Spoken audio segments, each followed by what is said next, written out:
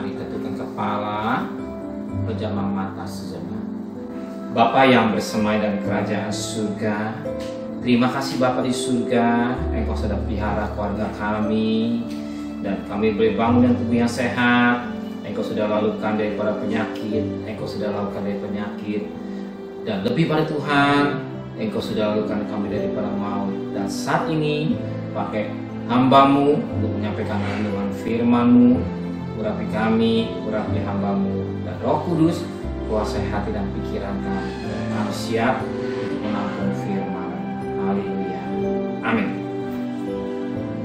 Shalom. Selamat pagi. Selamat bertemu dalam kasih Tuhan Yesus Kristus. Hari ini kita membaca dari Mazmur pasal 51 ayat pertama sampai ayat yang ke-21. Pengakuan dosa. Untuk pemimpin biduan, Mazmur dari Daud. Ketika Nabi Nathan datang kepadanya setelah ia menghampiri Betsheba, "Kasihilah aku ya Allah menurut kasih setiamu. Hapuskanlah pelanggaranku menurut rahmat-Mu yang besar. Bersihkanlah aku seluruhnya dari kesalahanku, dan tahirkan aku dari dosaku. Sebab aku sendiri sadar akan pelanggaranku. Aku senantiasa bergumul dengan dosa.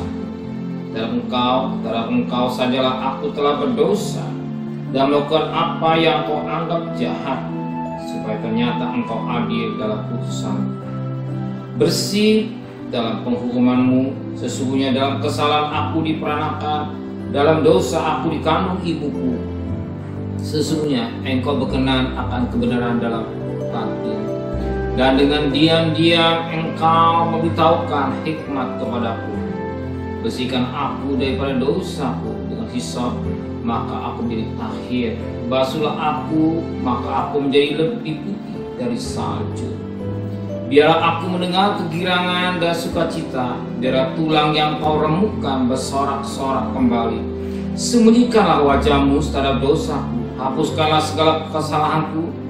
Jadikanlah hatiku tahir ya Allah, dan perbaharui batinku dengan roh yang teguh.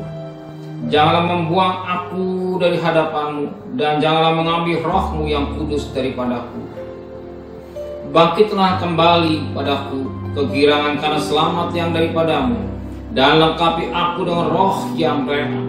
Maka aku akan mengajarkan jalan-Mu kepada orang yang melakukan pelanggaran.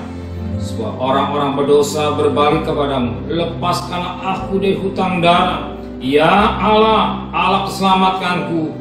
Maka lidahku akan bersorak-sorai memberitakan keadilan-Mu. Ya Tuhan, bukalah bibirku supaya mulutku memberitakan puji-pujian kepadamu. Sebab Engkau tidak berkenan berkorban sembelihan. Sekiranya aku persembahkan korban bakaran, Engkau tidak menyukai.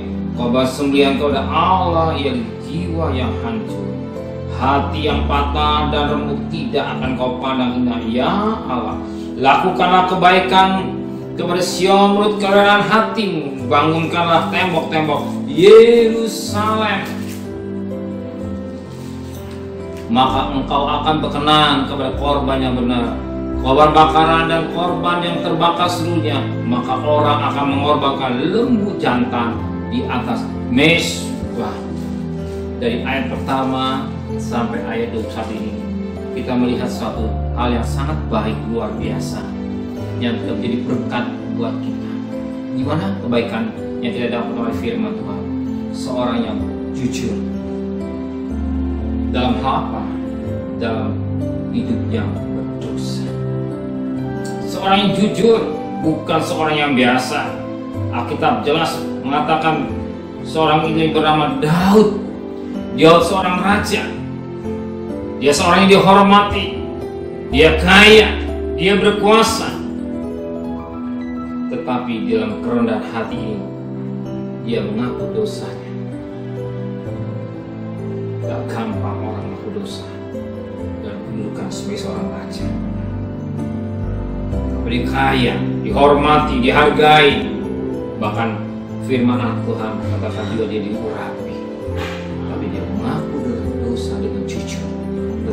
perbuatan yang menghampiri Batseba atau istri daripada Uria. Suatu hal yang dapat kita petik pagi hari ini, di dalam pengakuan dosa, dia berkata kepada Tuhan, "Kasihilah aku," pada ayat yang ketiga. "Ya Allah, menurut kasih setiamu, hapuskanlah pelanggaranku menurut rahmu yang besar. Bersihkan aku seluruhnya dari kesalahanku, dan tahirkanlah aku dari dosaku, sebab aku sadar akan pelanggaranku. Aku senantiasa bergumul dengan dosa." Ya. Daud punya satu sikap yang rendah hati. Dia minta belas kasihan dari Tuhan. Bukan saja minta belas kasihan, dia minta dihapuskan dosanya. Kenapa dia minta hapuskan dosanya? Karena dia sadar akan pelanggarannya atau dosa.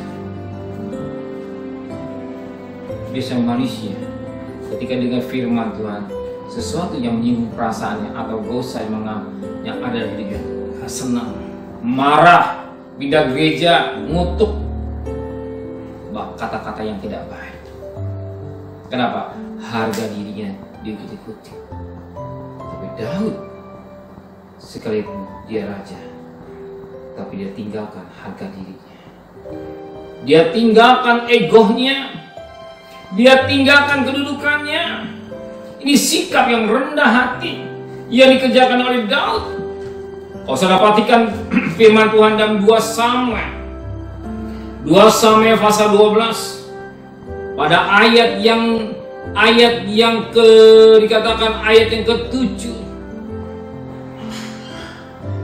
Kemudian berkata Natan pada Daud, "Engkaulah orang itu." Ini firman Tuhan Allah Israel, "Aku yang merapi engkau menjadi raja atas Israel, dan akulah akan memampas engkau dari tangan Saul."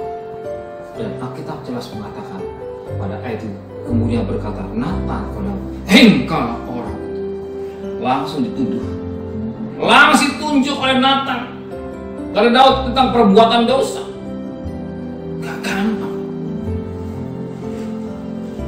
Kalau manusia ditunjuk oleh dosanya, marah, gak senang, ngamuk. Dan jelas siapa itu Natan ini? Bukan orang biasa. Daud, orang yang diurapi, raja, orang yang berkuasa. Bukankah Daud bilang, "Tangkap dia, gantung, potong lehernya." Tapi Daud tidak demikian. Tapi Daud mengaku tentang dosa dan sikap rendah hati.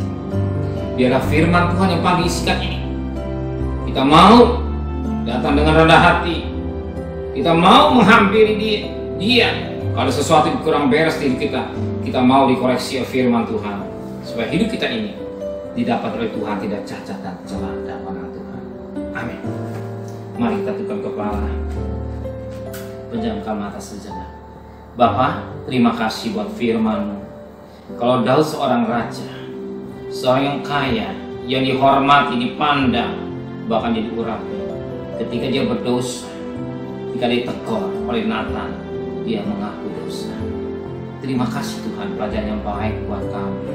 Biar kami kalau sesuatu kurang baik dalam hidup kami mau rendah hati, memperbaiki kekurangan kami, kesalahan kami, sehingga hidup kami hidup yang berkenan kepada Tuhan. Dan pagi hari ini, kalau kami harus bekerja, sertai perjalanan kami, pergi dengan selamat, pulang dengan selamat. Jadikan Yusuf di tengah perusahaan yang kami kerja. Berkati para majikan kami, melalui kami ada sehingga usaha majikan kami diberkati. Kalau kami bekerja di rumah, berikan juga kami kecerdasan sehingga kami bisa bekerja dengan baik. Kalau kami harus berdagang, Engkau menyertai perdagangan usaha kami. Pergi dengan selamat, pulang selamat. Kalau kami harus berdagang keliling, Engkau juga melindungi kami Tuhan. Lebih pada Tuhan dan anak-anak kami yang sekolah secara online, beri kemampuan mereka mengikuti pelajaran dengan baik.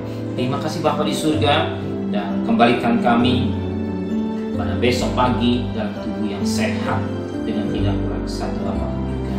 Berkati Bapak Presiden, Wakil Presiden, para Menteri, para Gubernur, para Bupati, para Wali Kota, para Camat, para Lurah, para RW, RT, para medis, relawan, Bapak cleaning service, TNI, Polri, dan mereka yang ada di garis depan. Beri kekuatan, tenaga esa dari surga, beri kemampuan mereka untuk berperang melawan virus corona. Saya percaya dia mampu karena Engkau yang bekerja dan Engkau yang berperang juga, Tuhan. Terima kasih Bapa di surga, segala donatur yang sudah berkorban, Engkau juga memberkati mereka semua. Terima kasih Bapa di surga, memohonkan turunkan berkat buat kami semua yang hadir. Kita berkat dari Allah Bapa, cinta kasih sayang dari Tuhan Yesus Kristus, dan berkat Roh Kudus kita saudara hari ini sampai Maranatha Tuhan Yesus datang. Haleluya.